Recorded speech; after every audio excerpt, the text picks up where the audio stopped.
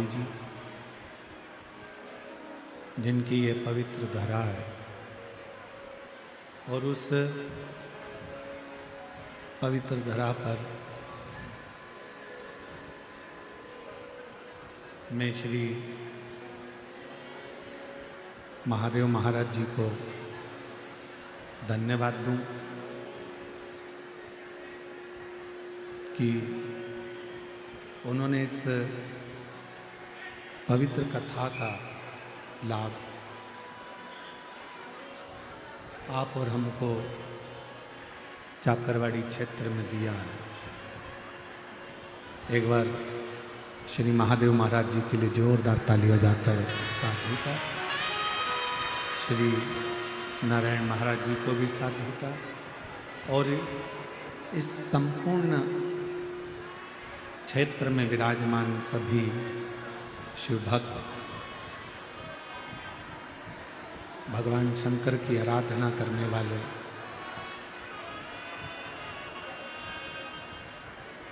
सभी शिव भक्तों को बहुत बहुत साधुता है।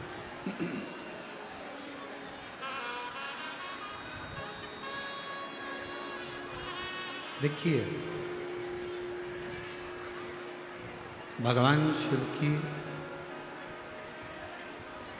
आराधना जरूरी नहीं कि हम जल होगा तभी भगवान शिव को राजी कर सकेंगे। हमारे पास में कोई बेलपत्र होगी तो ही हम भगवान शंकर को राजी कर सकेंगे। हमारे पास में कोई पुष्प होगा तो हम भगवान शिव को राजी कर सकेंगे। शिव महापुराण की कथा कहती है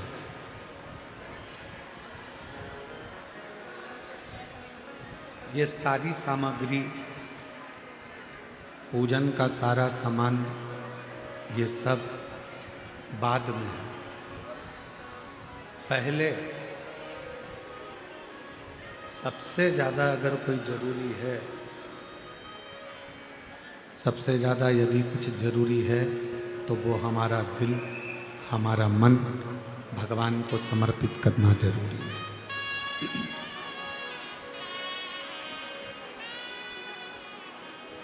हमने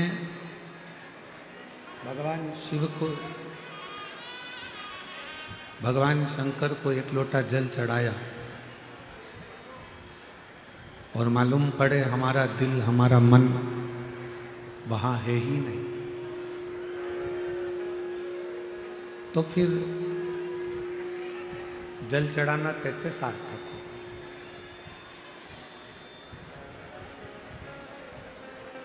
मंदिर की ही बेलपत्र उठाकर वापिस भगवान शंकर को समर्पित कर देना, भगवान शिव को चढ़ा देना, ये कब स्वीकार करते हैं भगवान? जब आपका मन, जब आपका चित्त, आपका मन, आपकी बुद्धि सब शिव में समाहित हो। जब तक भगवान शंकर में ये सब चीजें समाहित नहीं होगी, जब तक भगवान शंकर के उस शिवलिंग में हमारा मन, हमारा चित्त समाहित नहीं होगा, तब तक शिव प्राप्त नहीं हो सकता।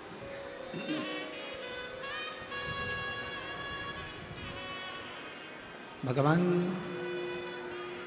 शंकर की प्राप्ति का केंद्र बिंदु है हमारा दिल, हमारा मन, हमारा चित्त।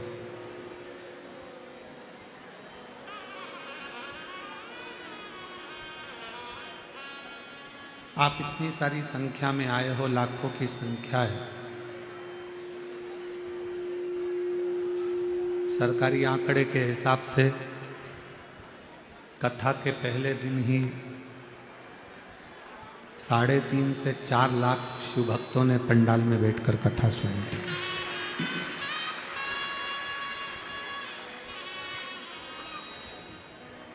और मैं महादेव महाराज जी को इस चीज के लिए धन्यवाद देना चाहूंगा कि 4.5 लाख लोगों ने पहले दिन शिव पुराण सुनी और लगभग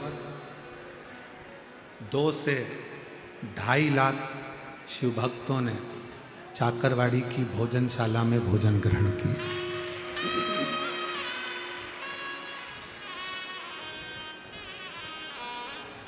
महादेव महाराज जी, मैं आपको धन्यवाद दूं, साधुवाद दूं। इतनी सुंदर महाराष्ट्र में हम जब भी कथा करें,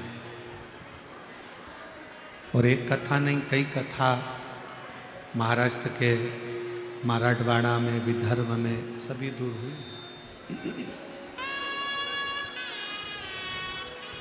पर जो भोजन व्यवस्था चाकरवाड़ी में देखने को मिली वो भोजन व्यवस्था कहीं देखने को नहीं।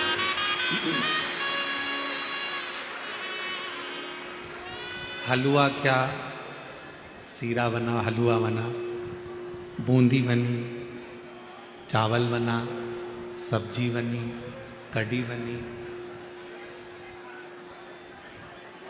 मिक्सचर बना, और कोई भी जिस भाव से आकर वहाँ खड़ा हुआ, ये देखकर भोजन दिया गया कि मेरा माऊली आया है और वही पा रहा है।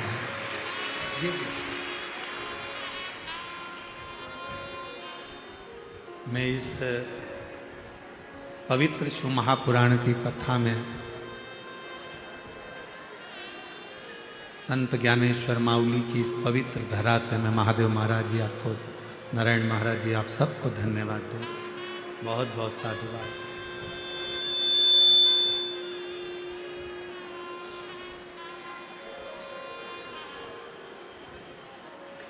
केवल भोजन बना लेना एक अलग विषय है, भोजन कर लेना एक अलग विषय है, पर उस भोजन को दिल से बनवाना और दिल से कराना।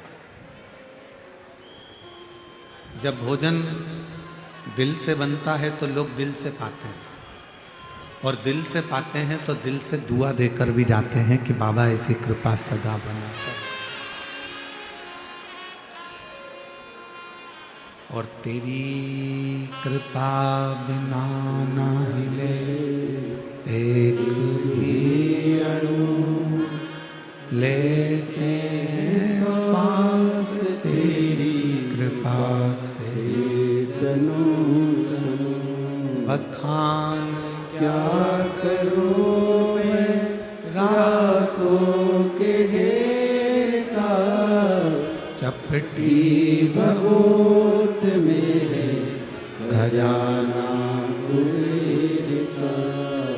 हे गंगाधर मुक्ति द्वार ओंकार तू, भोले ओंकार तू, आयो शरण तिहारी शंभु तार तार तू। और ये गूंज कम कर दो थोड़ी सी।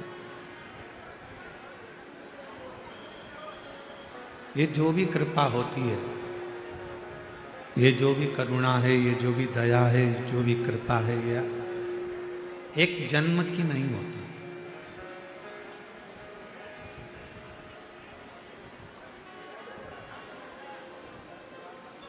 एक उत्तर देना बीड़ वालों, जितने चाकरवाड़ी में कथा सुन रहे हो सब उत्तर देना।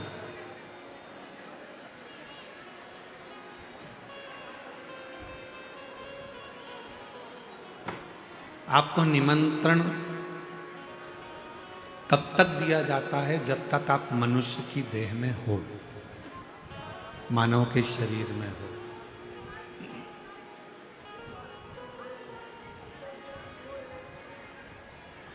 कब तक आपको बुलाया जाता है? जब तक आप मनुष्य के शरीर में हो।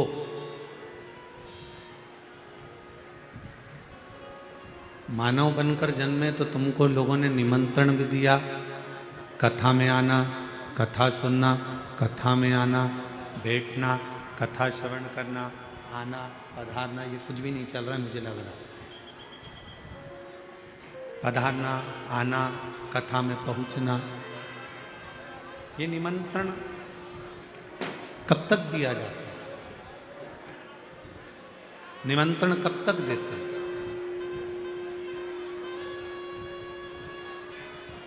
जब तक ये मानव का शरीर है। अभी आप और हम मनुष्य के शरीर में जन्मे हैं, इसलिए कोई हमको बुला रहा है।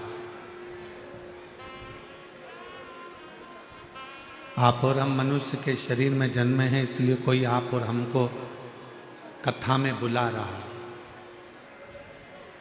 मान लो अगला जन्म कुत्ता का हो गया, पशु पक्षी का हो गया, जानवर का हो गया, कोई जीव जंतु का हो गया, तो कोई निमंत्रण देने बुलाएगा क्या? जम के तो बोलो। कोई तुम्हारे यहाँ कहने के लिए आएगा? कोई तुम्हारे यहाँ बोलने के लिए आएगा कि आप हमारे यहाँ कथा सुनने के लिए आए? आप शिव जी को एक लोटा जल चढ़ाने जाना, आप भगवान की भक्ति करने जाना, आप भजन करने जाना, आप स्मरण करने जाना, आप मंत्र जाप करने जाना, कौन बुलाएगा आपको?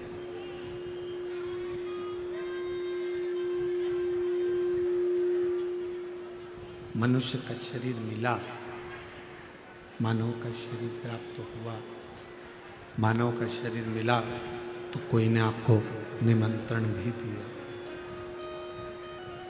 मानव का शरीर मिला तो आप लोगों को बुलाया भी गया कि कथा सुनो, सत्संग सुनो, मंदिर जाओ, देवालय जाओ, शिवालय जाओ, एक लोटा जल समर्पित करो। अगला जन्म मिलना, क्या मिलेगा, कैसा मिलेगा, ये किसी को नहीं।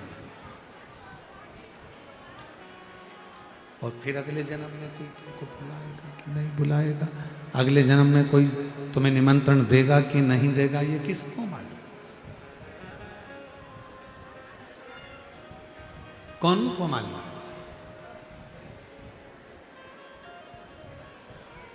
इसलिए मेरे देवाधिदेव महादेव को धन्यवाद देते रहा करो, मेरे शंकर भगवान को बार बार साधुवाद देते रहा करो कि आपने मुझे मानव का शरीर दिया और मैंने सत्संग किया।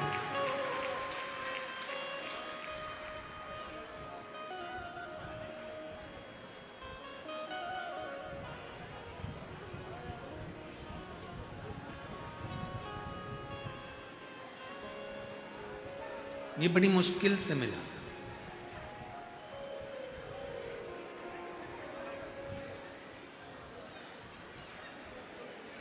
मानव शरीर अगर मिल गया और उस मानव शरीर में भी भगवत भजन हो गया तो ये समझ लो कि शिव की कृपा, शिव की करुणा। और तेरी कृपा बिना न हिले एक भी अणु, लेते हैं श्वास तेरी कृपा से तनु तनु। दो भूख है, एक तन की भूख होती है, एक मन की। प्रेशर बढ़ाओ, प्रेशर। तन की भूख और एक मन की भूख,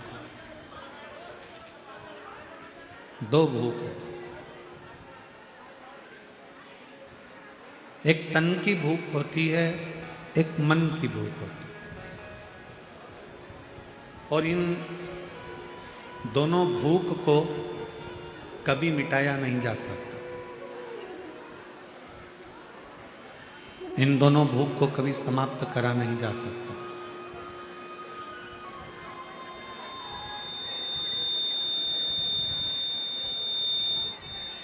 ना ही तन की भूख, बाहर की आवाज तो अंदर आ रही है पर अंदर की आवाज बाहर अंदर नहीं आ रही है। तन की भूख और मन की भूख, ये दो भूख है, और इन दोनों भूख को कभी समाप्त नहीं करा जा सकता। ना ये तन की भूख समाप्त होती है, ना मन की भूख समाप्त होती है। फिर शिव महापुराण की कथा कहती है कि इन दोनों भूखों के समाप्त नहीं होती तो फिर करा क्या जाए।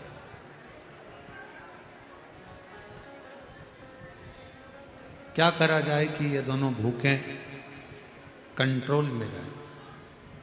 तो कहा एक काम करो, तन को भी काम में लगा दो और मन को भी काम में लगा दो।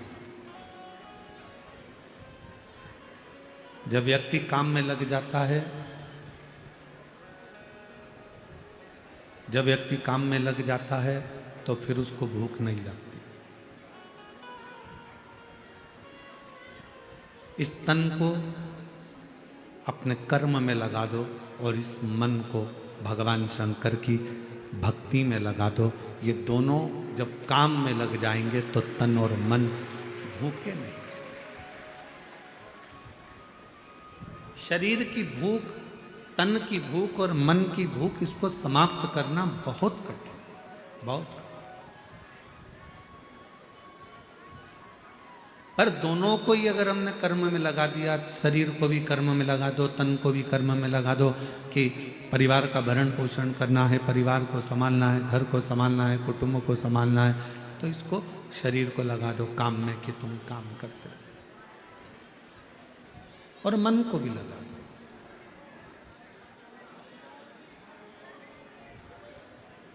ग्यारह इंद्रियों में सबसे ज्यादा कठिन, चंचल अगर कुछ है तो वो हमारा मन है। 5 कर्मेंद्री, 5 ज्ञानेंद्री, और इन इंद्रियों पर भी सबसे ज्यादा भारी पड़ जाता है तो वो मन है। एक मन 10 इंद्रियों पर भारी पड़ता है।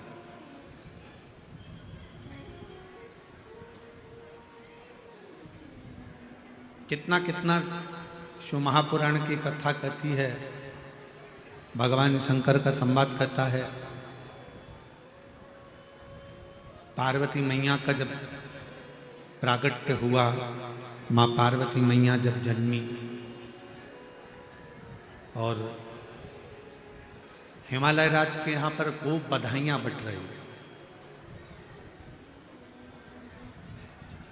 मेरे घर में बेटी का जन्म हुआ है, और हिमालय राज बड़े खुश हो रहे थे कि आज मेरे घर में एक बेटी का जन्म हुआ।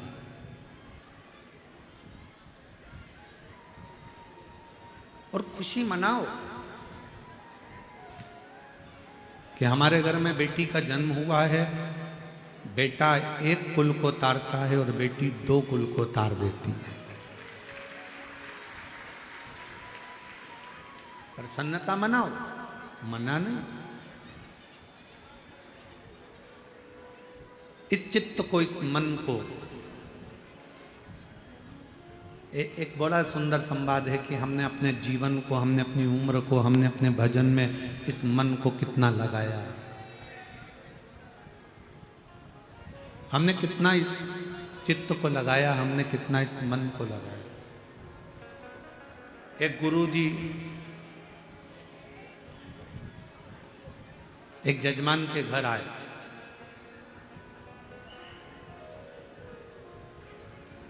और गुरुजी यजमान के घर पर आए, और यजमान के घर पर आने पर यजमान प्रणाम करा, चरण पखारे, नमन करा।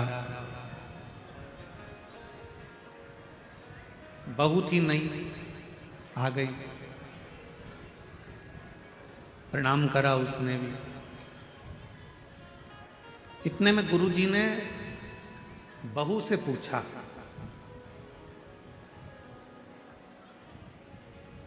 बेटा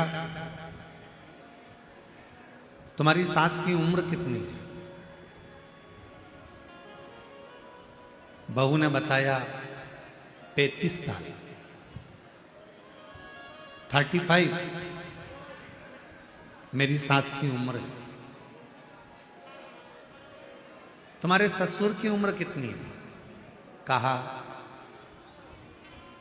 25, 25 साल। फिर गुरुजी ने पूछा, बेटा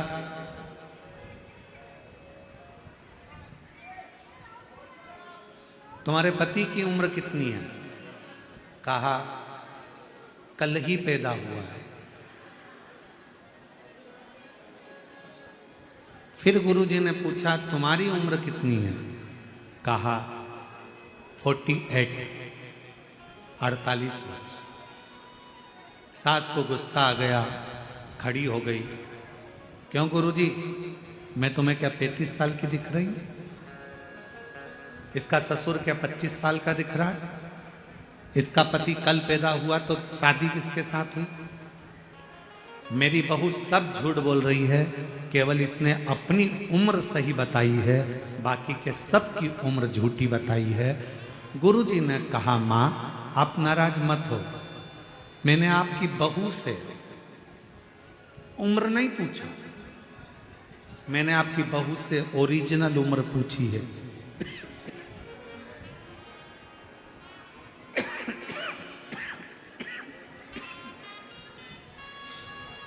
मैंने तुम्हारी बहू से असली उम्र पूछी।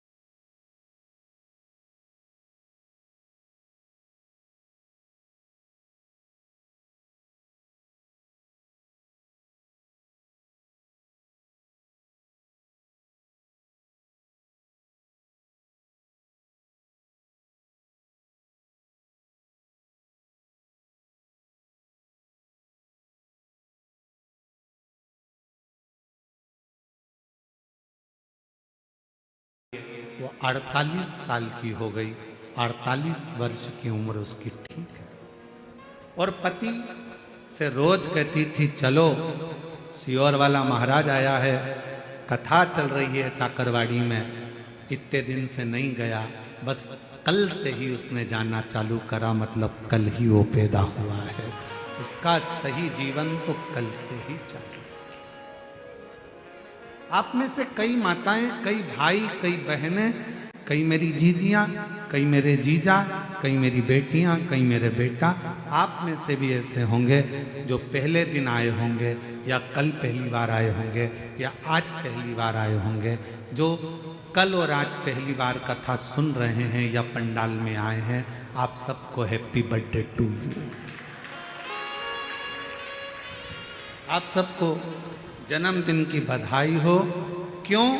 क्योंकि हमारी सही उम्र तो वही है जो हमने शंकर भगवान को दे दी, बाकी की उम्र तो हमारी जो हमने निकाल दी। हमने बाकी की जो उम्र निकाली है, हमारी उम्र जो व्यर्थ गई है नातों में, रिश्तों में, कुटुंब में, कबीले में, परिवार में, वहाँ ना जाने कहाँ कहाँ हमने जो उम्र को निकाल दिया, वो हमारी उम्र बेकार।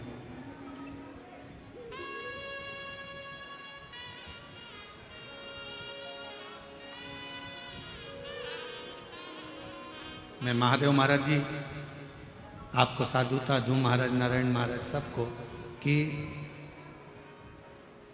आप लोगों ने अपने बच्चों को भी सही उम्र दी है। डॉक्टरी की पढ़ाई के साथ साथ उनको अपने पूर्वजों ने जो सत्संग किया, भजन किया, जो माऊली ने कृपा करी, वो सारी कृपा का वृतांत उनको अपने जीवन में दिया और सत्संग में उनको लगाया।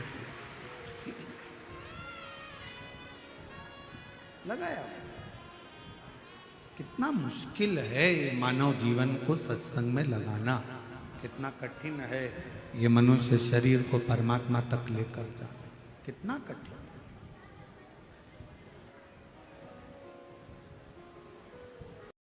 ज़्यादा कठिन है ये मन। इसको लगाओ सत्संग में, भजन में, चले जाता है भोजन में। इसको भेज दो सत्संग में, तीर्थ में, चले जाता है फिल्म में। अपने मोबाइल में गूगल पर सर्च करो या इंस्टाग्राम पर देखो या व्हाट्सएप पर देखो, बहुत सारी चीजें 24 घंटे आती रहती है। 24 घंटे तुम देख देख के थक जाओगे, पर तुम्हारा मोबाइल नहीं थकेगा, इंस्टाग्राम नहीं थकेगा, व्हाट्सएप नहीं थकेगा, गूगल नहीं थकेगा, यूट्यूब नहीं थकेगा, ट्विटर नहीं थकेगा। तुम थक जाओगे, तुम्हारी आंखें दुखने लगेगी, मोबाइल देखते देखते तुम्हारा सिर दुखने लगेगा, पर मोबाइल नहीं दुखेगा। पचासों चीज दिन भर मोबाइल में आती है, रात भर मोबाइल में आती है। अब ये आपके ऊपर आधारित है कि आपको उसमें से क्या ग्रहण करना है।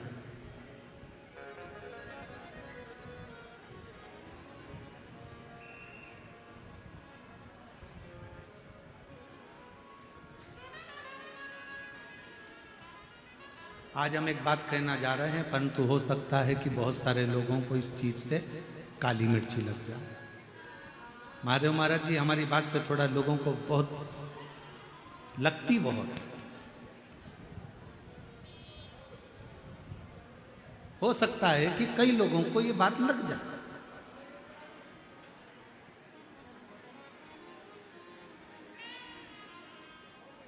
आज के समय के बच्चे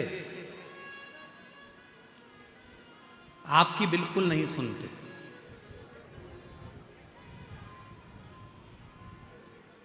सौ बच्चों में से 10 बच्चे ऐसे होंगे जो अपने माँ बाप की सुनते होंगे, बाकी के 90 की तो हम गारंटी ले रहे हैं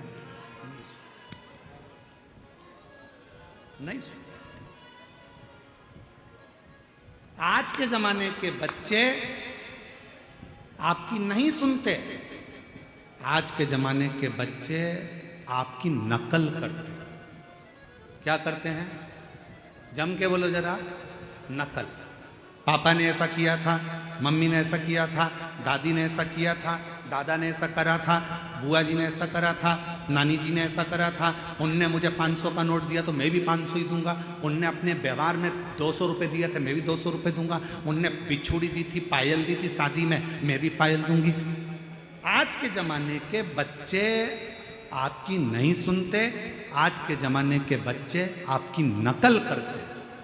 तो मेरा निवेदन है, अगर बच्चे आपकी नकल कर रहे हैं तो आप उनको अच्छी नकल दो।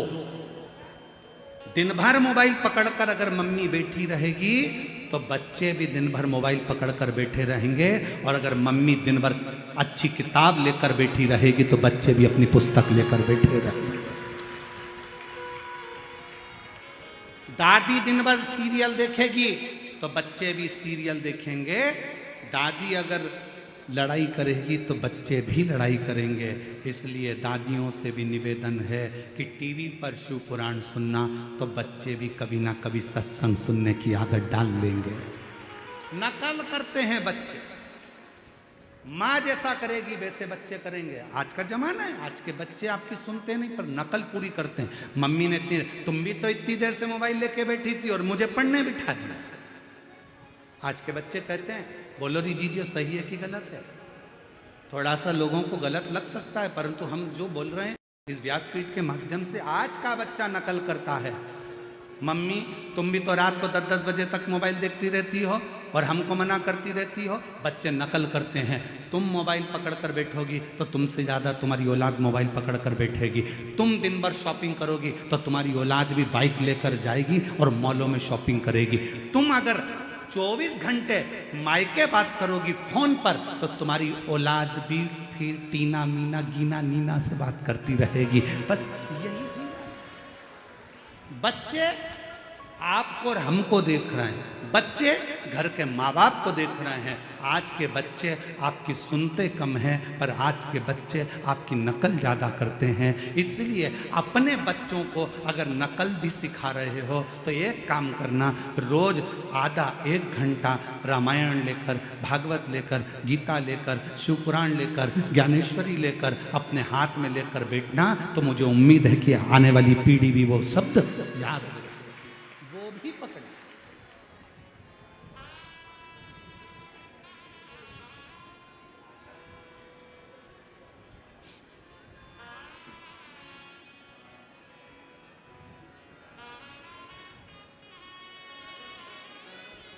हम क्या दे रहे हैं? कल महादेव महाराज जी, वो बुजुर्ग से महाराज जी आए थे ऊपर थोड़ा विश्राम कर, क्या नाम था? नेत्र आए, माइक तो दो जरा, माइक दो।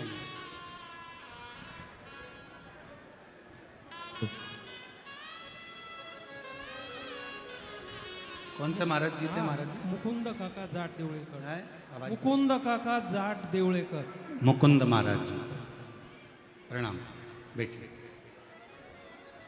कल उनको दर्शन हमने किए, मुकुंद महाराज जी के।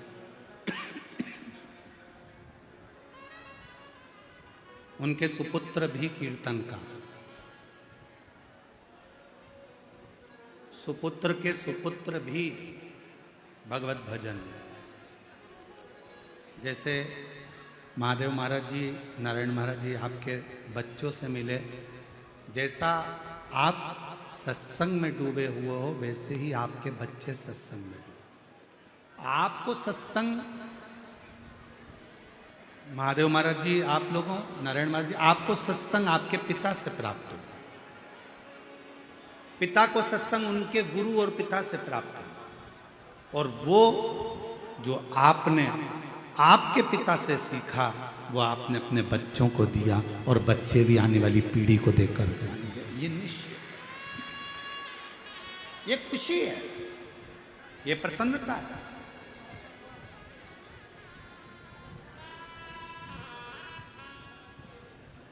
आज के जमाने की शिक्षा भी आपने अपने बच्चों को दी है,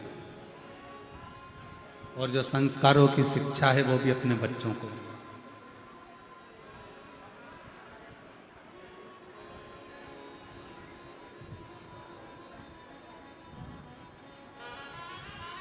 नकल करते हैं बच्चे, माँ को देखेंगे, पिता को देखेंगे, घर के बड़ों को देखेंगे, बुजुर्गों को देखेंगे तो उनको देख के नकल करेंगे। शिव महापुराण की कथा कहती है, हर माँ से प्रार्थना करती है। इस व्यासपीठ के माध्यम से चाकरबाड़ी की इस पवित्र भूमि से, बीड़ जिले से हम आपसे निवेदन करते हैं कि आप अपने घर में कम से कम आधा घंटा 1 घंटा किताब लेकर बैठो। मेरी जीजियों, जब आप कोई पुराण, कोई किताब, कोई अच्छी पढ़ने की पुस्तक, हम मना नहीं कर रहे, हम ये भी नहीं कर रहे कि तुम इनको लेकर बैठो कि गीता ले कि शुक्र, अच्छी पढ़ने की किताबें अगर आप लेकर बैठोगी, मोबाइल को थोड़ा साइड में रख दोगी, तो तुम्हारे बच्चे भी ये सोचेंगे मम्मी भी शादी के इतने साल के बाद भी पढ़ाई कर रही है तो मैं भी थोड़ा पढ़ाई कर लूं, बच्चों को थोड़ा सीख थोड़ी सी। गायत्री परिवार वाले कहते हैं हम सुधरेंगे युग सुधरेगा, यही बोलते हैं, जम के बोलो, क्या बोलते हैं? हम सुधरेंगे युग सुधरेगा, हम बदलेंगे युग बदलेगा। बदलना किसको है? पहले अपने आप, हमको स्वयं।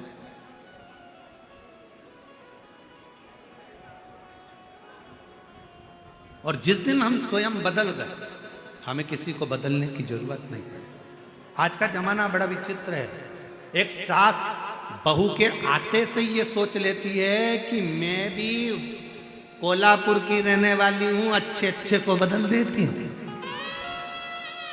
मैं भी वाशिम की रहने वाली हूं, मैं भी मालेगांव की हूं। ये कल की बहू मुझे बदलेगी, मैं इसको बदल दूं। और बहू जब तुम्हारे यहां विवाह कर कर आती है तो वो भी कह देती है मैं भी अमरावती की हूं, ये आई मुझे बदलने वाली, मैं इसको बदल दूं। बेटा बाप को बदलने में लगा है, बाप बेटे को बदलने में लगा है, बहू सास को बदलने में लगी है, सास बहू को बदलने में लगी है, बहन भाई को बदलने में लगी है, भाई बहन को बदलने में लगा है, ननन भाभी को बदलने में लगी है, भाभी ननन को बदलने में लगी है। मेरा निवेदन है आप किसी को मत बदलो, अपने आप को बदल लो, पूरा घर बदल जाएगा। आप स्वयं भी तो बदलो, आप स्वयं भी तो बदलो अपने आप को।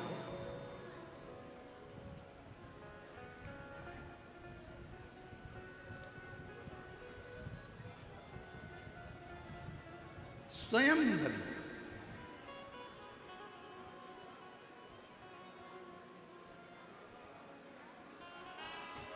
वो कहते हैं ना कि साहिब मेरा सिर खड़ा, साहिब मेरा सिर खड़ा, पलक पलक सुधिले, जब ही गुरु कृपा करे तब ही शिव झोली भर के दे। आप खुद अपने आप को जब बदल लोगे, जब अपने आप को तुमने चेंज कर लिया, बदल लिया, तो फिर कोई तुमको बदलने वाला नहीं आएगा। फिर अपने आप सब कुछ बदल जाएगा, सब।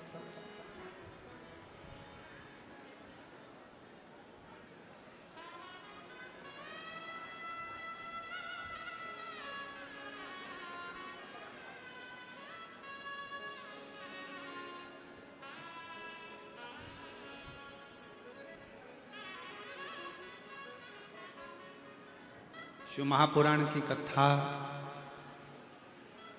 करते करते 30 साल के लगभग में हो जाए।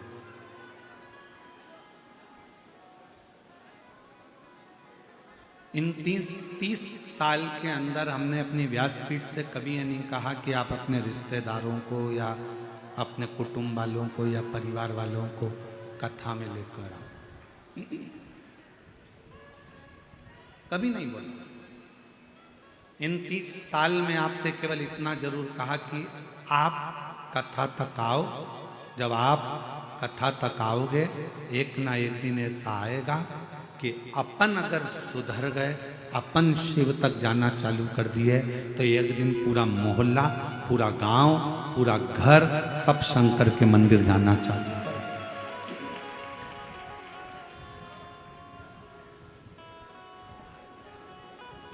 आप स्वयं तो जाओ। स्वयं के जाने का जो फल है वो दुनिया में कुछ भी, कुछ भी।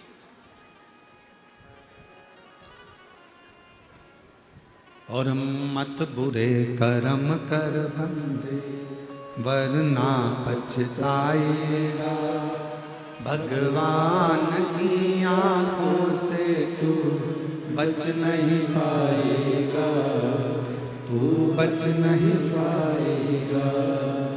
अरे ओ अज्ञानी मत कर नादानी, अरे ओ अज्ञानी मत कर नादानी। तेरे कर्म का फल भी तू ही पाएगा, जैसा किया तूने तेरे आगे आएगा। मत बुरे कर्म कर बंदे, वरना पछताएगा, भगवान की आंखों से तू बच नहीं पाएगा, तू बच नहीं पाएगा। हम स्वयं को सुधार लें।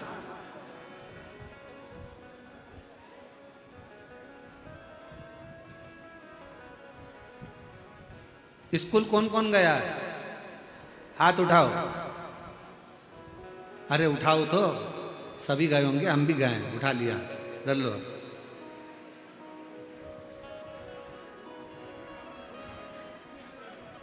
सारे सब्जेक्ट की अलग अलग एक एक फेयर कॉपी होती है। बोलो तो कौन सी कॉपी? Fair copy. हिंदी की, अंग्रेजी की, गणित की, साइंस की, सब की फेयर कॉपी एक अलग होती है, सबकी अलग अलग होती है। और एक कॉपी बिचारी होती है जिसमें सारे सब्जेक्ट को लिखा जाता है, उसको कहते हैं रफ कॉपी। बोलो सही है कि गलत? अरे बोलो तो जम के। रफ, टीचर ने कुछ लिखाया बोर्ड पे, वो लिख लिया, फिर किसी ने लिखाया, वो लिख लिया। अंग्रेजी का आया, साइंस वाला आया, मैथ वाला आया, फिर ये आया संस्कृत वाला, फिर ये हिंदी वाला, सब रफ में उतार लिया। फिर बाद में से रफ से अपन ने उसको फेयर कॉपी में उतार दिया और एक कॉपी अलग फेयर बना दी। घर में भी फेयर कॉपियाँ तो जितने घर के बेटे हैं, बहुएं हैं, ये सारी फेयर कॉपी हैं। और घर के जो बुजुर्ग हैं ये रफ कॉपी हैं, बहुत कुछ लिख लेते हैं और आपको अच्छा बना देते हैं। घर का बुजुर्ग रफ कॉपी की तरह है, इसने भी कुछ कहा, उसने भी कुछ कहा, बड़ी बहू कुछ बोल गई, छोटी कुछ बोल गई, मंजला कुछ बोल गया, संजला कुछ बोल गया, ननद आई बोल गई, मामा जी आए बोल गए, फूफा जी आए बोल गए।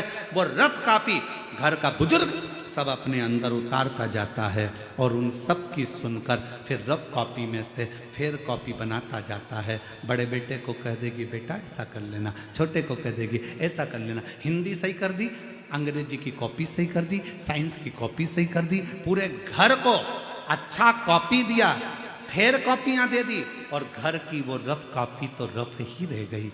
आखिरी में भी लोगों ने कहा माँ तू चुप रहे, तुझे कुछ नहीं आता। क्यों? क्योंकि वो रफ थी, उसने सब कुछ धारण करा, फेयर नहीं हो पाई क्योंकि सबके लिए जी थी। ये कॉपी, रफ कॉपी सबके लिए जी है। ये रफ कॉपी आखिरी में उठाकर खत्म हो जाती है, भरा जाती है तो फेंक दी जाती है। और फेयर कॉपी को तो एग्जाम तक भी संभाल कर रखा जाता है, काम आएगी, काम आएगी, काम आएगी। माँ बाप वो रफ कॉपी हैं जिन्होंने आप जैसे बच्चों को फेयर कॉपी बना दिया और आपको अच्छे बैग में सजाकर एग्जाम तक पहुंचा दिया, वो माता पिता।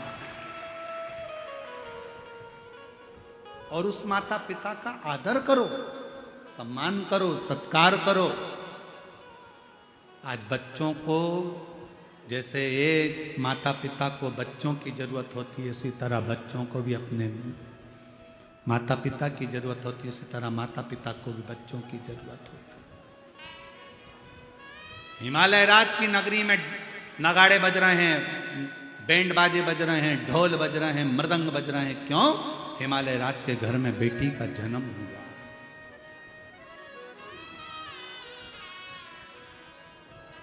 बेटी का जन्म, और कितना कितना जरा देखो, शिव महापुराण की कथा को उठाकर देखिएगा। शंकर भगवान की धर्म पत्नी पार्वती जी का जन्म होता है तो हिमालय राज के यहाँ पर नगाड़े बजते हैं, ढोल बजते हैं। शंकर भगवान की खुद के घर में अशोक सुंदरी का जन्म होता है। जया, विषहरा, शामली बारी, दौतली, देव, शंकर भगवान के घर में 6 लड़कियों का जन्म होता है। गणेश जी का जन्म हुआ तो नगाड़े नहीं बजे, कार्तिकेय का जन्म हुआ तो नगाड़े नहीं बजे, पर शंकर भगवान के घर में भी अगर बेटी का जन्म हुआ है तो नगाड़े बज रहे हैं, नगाड़े बज रहे हैं, आनंद हो रहा है। चारों तरफ बधाइयां बांटी जा रही हैं कि हमारे घर में बेटी का जन्म हो गया। बेटी का, पर बेटी भी हो तो ऐसी हो जो अपने माँ बाप का नाम रोशन करे। आज के जमाने में एक बेटी ने इंदौर में ऐसा काम कर दिया कि पूरा मीडिया हिलकर रह गया। आप सबको मालूम होगा वो राजा की कथा कि क्या उत्पात मचाया। ऐसी बेटी ना, ऐसी बेटी। पार्वती माता का जन्म हुआ, हिमालय राज की नगरी आनंदित हो गई। आनंदित, पूरी हिमालय राज आज गौरवान्वितता महसूस कर रहे हैं। और मेरा बेटियों से निवेदन है, जितनी बेटियां इस आस्था चैनल के माध्यम से कथा सुन रही हैं, जितनी इस सोशल मीडिया पे कथा सुन रही हैं, जितनी इस चाकरवाड़ी की पवित्र भूमि पर कथा सुन रही हैं, माउली बाबा के इस पवित्र स्थान से, मेरे शंकर का एक रूप है माउली, उनके एक इस पवित्र स्थान से जितनी बेटियां कथा श्रवण कर रही हैं, मैं उनसे भी कहूंगा कि आप, केवल एक बेटी ऐसी होती है जो अपने माँ बाप को 94 तरह के नरक में से बाहर निकाल के ले आती है। बेटी, बेटा नहीं, बेटा एक कुल को तारता है। बेटे को तो कन्यादान, बेटे को तो बाप का पिंडदान करना पड़ता है, बेटे को तो माँ का पिंडदान करना पड़ता है, बेटे को तो दादा दादी का पिंडदान करना पड़ता है, तब जाकर वो तरते हैं। पर बेटी को पिंडदान की भी जरूरत नहीं पड़ती। जब माँ बाप अपनी बेटी का कन्यादान करते हैं, कन्यादान के समय पर माँ बाप 94 तरह के नरकों से छूट जाते हैं, 94 तरह के नरक से छूट जाते हैं। बेटी बेटी होती है।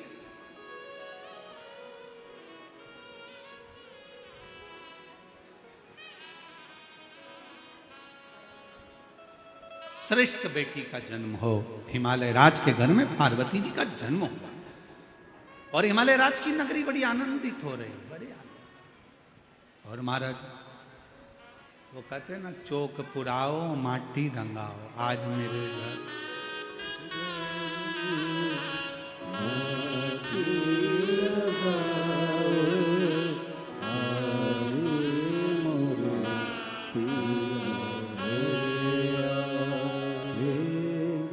कितना सुंदर भाव कहा गया कि भगवान शिव के, पार्वती मैया का प्रागट्य हुआ, हिमालय राज आनंदित हुआ, पितृलोक आनंदित हुआ, देवलोक आनंदित हुआ, भूमंडल आनंदित हुआ, चारों तरफ आनंद ही आनंद समाहित हो गए।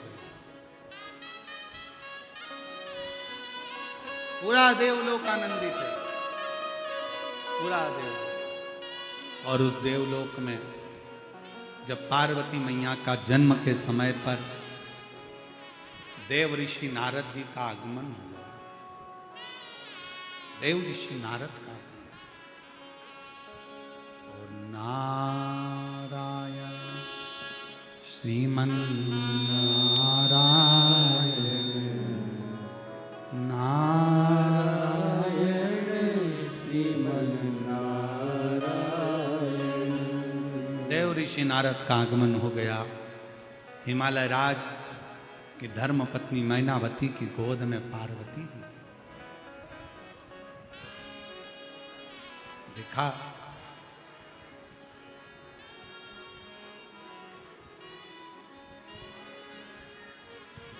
गोदी में पार्वती।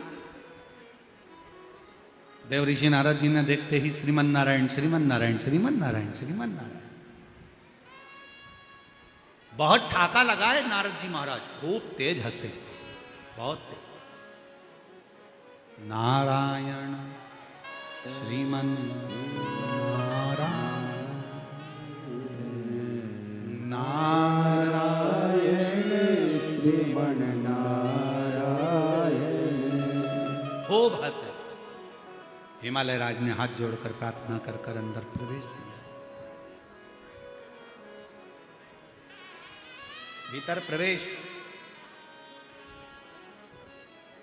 शिव महापुराण की कथा कहती है, जो महाकाल के दरवाजे पर जाता है वो भाग्यशाली कहलाता है। जो महाकाल के दरवाजे पर जाता है वो भाग्यशाली कहलाता है, और जो घर पर बैठकर महाकाल को याद कर लेता है वो सौभाग्यशाली कहलाता है।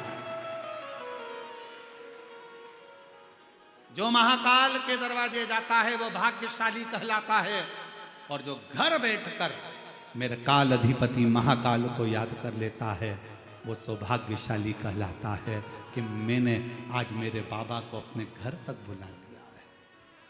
घर तक।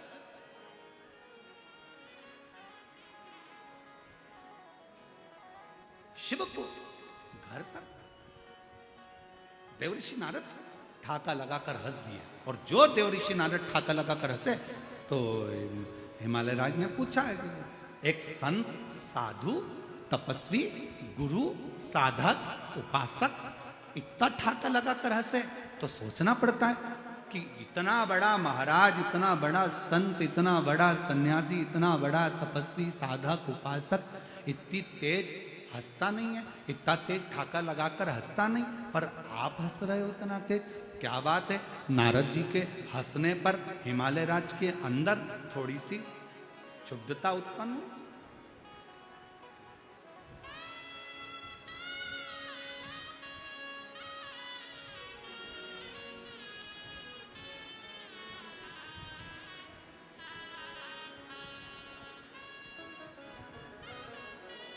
एक निवेदन है आप सबसे, जो लोग भी शिव महापुराण की कथा में चाकरवाड़ी आ रहे हैं उनसे प्रार्थना करूंगा कि जलवृष्टि हो रही है तो अपने साथ में छाता या पॉलीथीन पन्नी अवश्य लेकर, कोई भी गीला ना हो। जिन जिन के पास छाते हैं वो अपने अड़ोसी पड़ोसी को भी लगाकर बिठा लें। आप लोगों के भक्ति को मैं, महादेव महाराज, इन शिव भक्तों की भक्ति को नमन करता हूं कि इतना पानी गिरने पर भी लोग छाता लगा लगा कर कथा को सुन रहे हैं। ये भक्ति है, ये अविरल भक्ति है।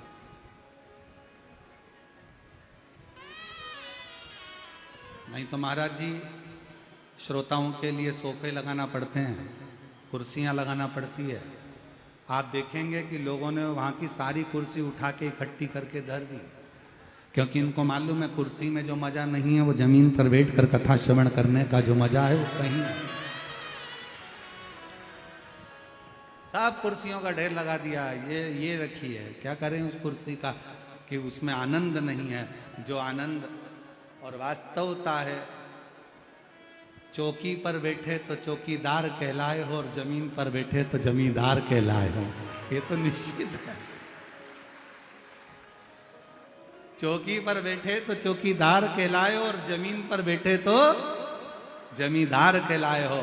और चौकीदार की ड्यूटी तो 2-3-4 घंटे में पूरी हो जाती है, पर जमींदार ड्यूटी नहीं करता, जमीन का मालिकाना हक रहता है, वो जमींदार कहलाए।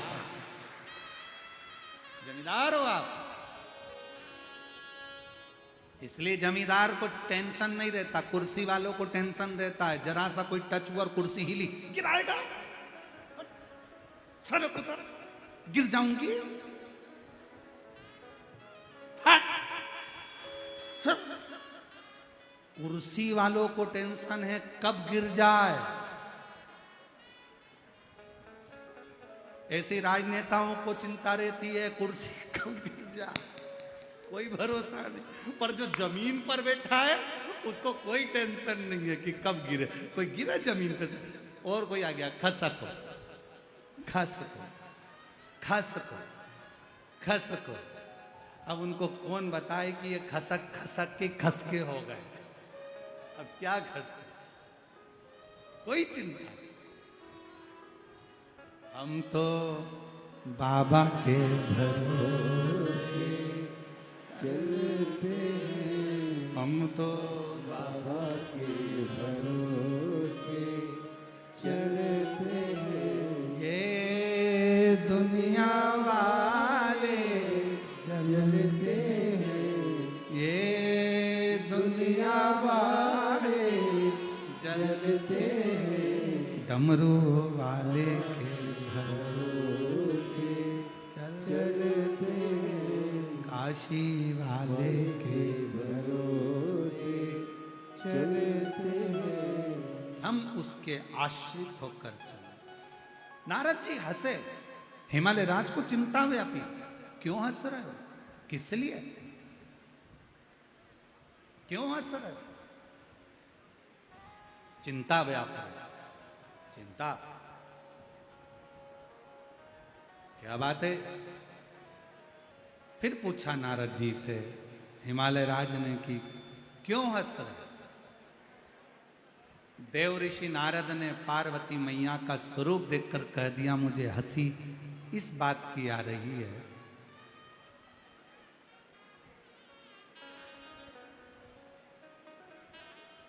आज वो कथा भी याद आ गई राजा भोज की। कभी आप लोगों ने पढ़ी होगी राजा भोज की कथा। एक राजा भोज हुए जिनके राजा भोज जब स्नान कर रहे थे, नहा रहे थे, तो उनकी पत्नी उनके ऊपर पानी डाल डालकर नहला रही थी।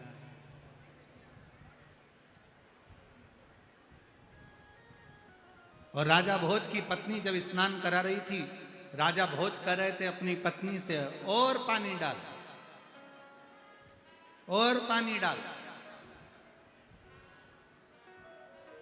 और पानी डाल, एक डब्बा और डाल, एक बाकेट और भर के डाल। राजा भोज की पत्नी निलाते निलाते अपने पति को बहुत तेज हंसदी ठाका लगा। आज देवर्षि नारद के हंसने पर यह कथा स्मरण में आ गई। राजा भोज की पत्नी जो हंसी, राजा भोज को गुस्सा आया। राजा भोज ने कहा, मैं नहा रहा हूं, पानी डालने को कह रहा हूं, और तू मेरे को देखकर इतना ठाका लगाकर हंस रही है, बता क्यों हंस रही है? धर्म पत्नी ने कहा, मैं नहीं बताऊंगी आपको कि मैं क्यों हंस रही हूं। राजा भोज ने कहा, तुझे मेरी कसम है, बताना पड़ेगा कि तू क्यों हंस रही है। राजा भोज की पत्नी बोली, मैं नहीं बताऊंगी, भले आप कसम दे दो, पर मेरी भी कुछ मर्यादा है, मैं आपको नहीं बताऊंगी कि मैं क्यों हंस रही। तो तू नहीं बताएगी तो कौन बताएगा? इतने में राजा भोज की पत्नी बोली, मेरी जो सग्गी बहन है ना, छोटी वाली, आपकी साली, वो बताएगी। राजा भोज ने जैसे ही सुना, नहाकर स्नान कर कर तैयार होकर राजा भोज अपनी साली के घर चले गए। और राजा भोज ने अपनी साली से पूछा, मुझे तुमसे बात करना है। साली लगी थी काम में, उसने कहा, जीजा जी मैं बाद में बात करूंगी। थोड़ी देर बाद राजा भोज फिर अपनी साली के घर चले गए। साली से कहा, मुझे तुझसे बात करना है। साली ने कहा, क्या बात करना है जीजा जी?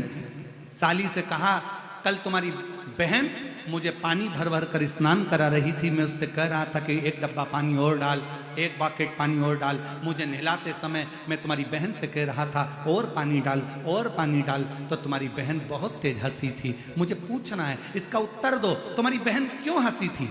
इतने में राजा भोज की साली ने कहा, जीजा जी इसका उत्तर तो मैं नहीं दूंगी, पर परसों के दिन मैं अपने एक बेटे को जन्म दूंगी। उस बेटे की जो शादी होगी, उसकी जो बहू आएगी, वो बहू तुमको बताएगी, उसकी बहू तुमको बताएगी कि मौसी सास क्यों हंसी थी। मैं नहीं बताऊंगी, बताएगी तो वो बताएगी। और शंभो शरणे पड़ी मांगू घड़ी दुख काटो दया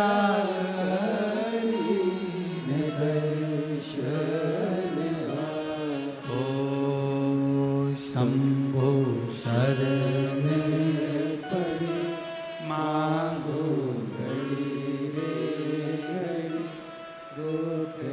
एक निवेदन आप सबसे, अगर स्वीकार करें तो अच्छी बात है। थोड़ा थोड़ा क्लोज होंगे ना, तो हो सकता है 25 से 50 लोग और आपके बीच में बैठ सकेंगे। थोड़ा थोड़ा सा आप लोग अंदर की ओर दबेंगे, तो जो गीले हो रहे हैं वो लोग भी अंदर की ओर आते चले जाएंगे। थोड़ा थोड़ा दबते चले जाएंगे। अंदर वालों से निवेदन है, पहले जो बीच में बैठे हैं वो थोड़ा थोड़ा दबेंगे, तो अंदर वाले, बाहर वाले अंदर आते चले जाएंगे।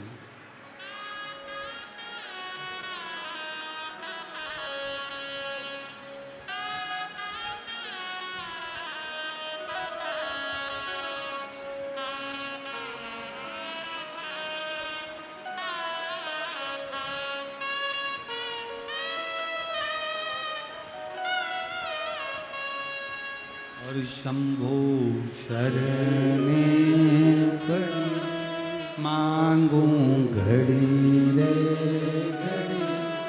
दुख काटो, दया करीने दर्शन आपो। भगवान देवाधिदेव महादेव की कथा कर रही है।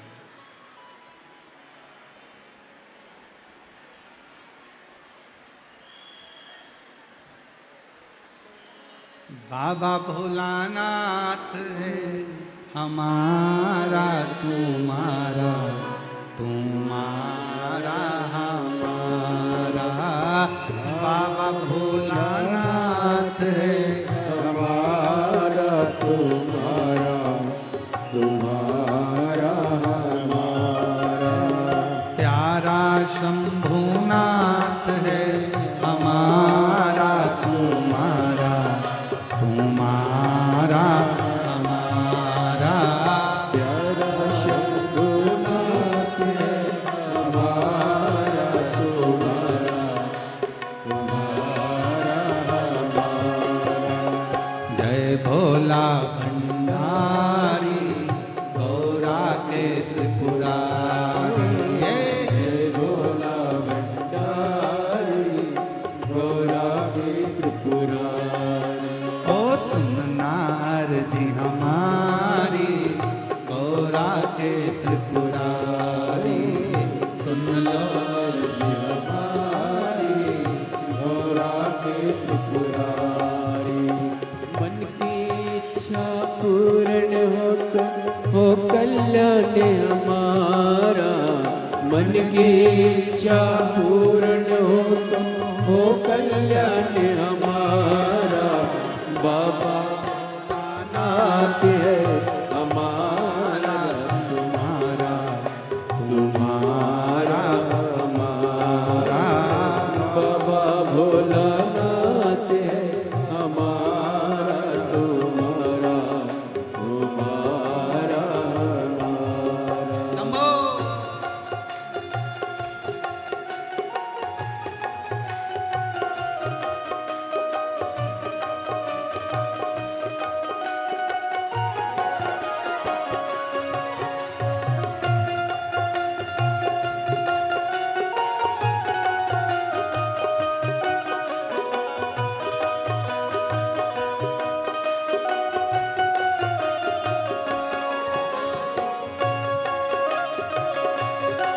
जय राधे।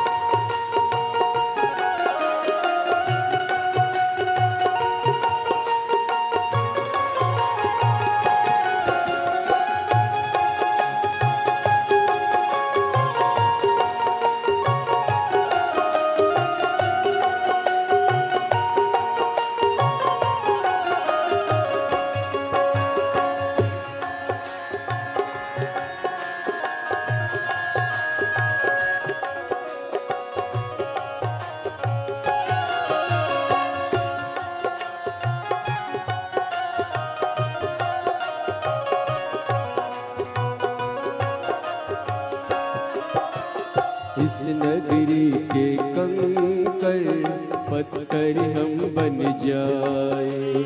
इस नगरी के कंकर पत्थर हम बन जाए। ओ इस नगरी के कंकर पत्थर हम बन जाए। इस नगरी के कंकर पत्थर हम बन जाए। भक्त हमारे ऊपर चढ़कर मंदिर जाए। भक्त हमारे ऊपर चढ़कर मंदिर जाए। भक्त जनों के पाँव पड़े तो हो तारे हम सज्जनों के पाँव पड़े तो हो उद्धार हमारा। बाबा भोलानाथ है हमारा, तुम्हारा तुम्हारा ओ बाबा भोलानाथ है हमारा, तुम्हारा तुम्हारा हमारा। महाकाल की इस नगरी में पाऊं जन्म दोबारा। महाकाल की इस नगरी में पाऊं जन्म दोबारा। बाबा भोलानाथ है हमारा, तुम्हारा तुम्हारा हमारा। ओ बाबा भोलानाथ है हमारा, तुम्हारा तुम्हारा।